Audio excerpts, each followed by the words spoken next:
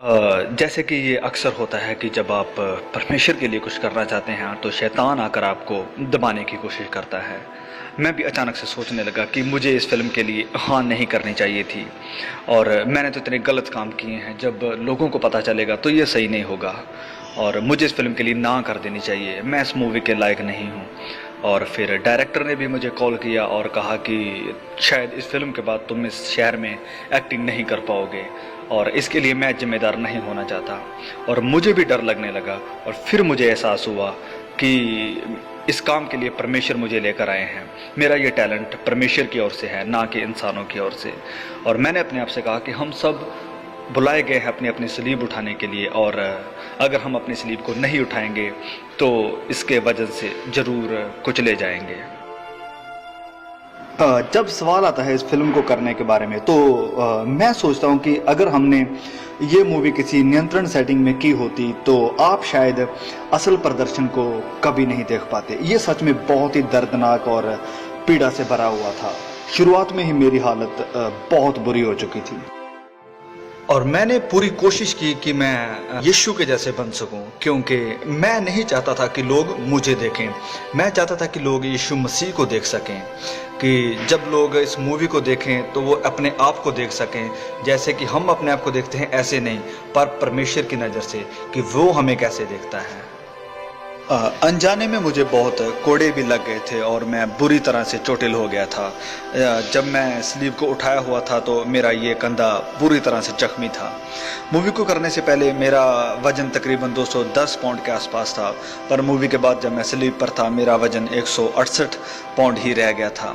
मैं बहुत बीमार हो चुका था, मेरे दोनों फेफड़े तरल पदार्थ से भर गए थे, निमोनिया हो गया था।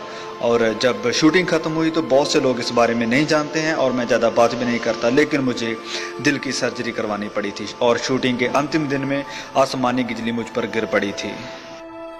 और इस फिल्म की शूटिंग के वक्त मैं बहुत ही एक गहरी परिस्थिति में था और पूरी शूटिंग के दौरान मैं लगातार प्रार्थना करता रहता और वचनों पर मनन करता था।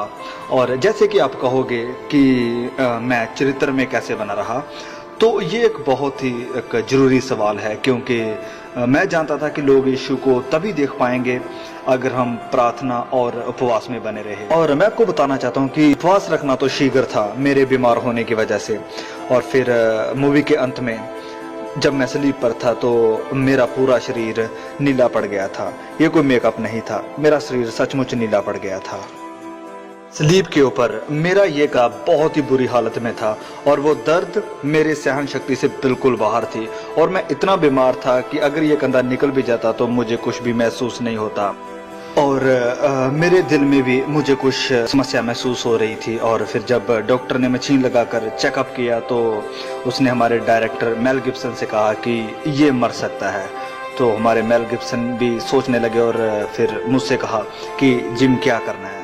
तो मैंने मेल गिब्सन से कहा कि मैं अब मरने के लिए तैयार हूँ, ये अब मेरे और परमेश्वर के बीच का मामला है, तो मैं घर जाने के लिए तैयार हूँ, क्योंकि मैंने कभी भी अपने आप को इस लायक नहीं समझा था और उस समय मैं बिल्कुल तैयार था परमेश्वर के पास जाने के लिए। पर मैं जानता था कि अगर मैं इस फिल्म को बनाते हुए मर भी जाऊँ तो बहुत से लोग इस फिल्म के द्वारा बचाए जाएंगे। मूवी के अंतिम सीन में जब मैं चट्टान के ऊपर चढ़ रहा था तो आधे रास्ते में, जबकि हर कोई अपनी अपनी पोजीशन में था, उस समय वहाँ पर तकरीबन 250 के करीब कुछ लोग थे। तो रास्ते में ही मुझे एक साया महसूस हुआ। ये एक बुरी आत्मा थी, मुझे भटकाने के लिए कहा कि तुम तो मर रहे हो। तो मैंने कहा कि ये तो एक अच्छी खबर है, क्योंकि मैं जानता हूँ कि मैं अब किसके पास जा रहा हूँ।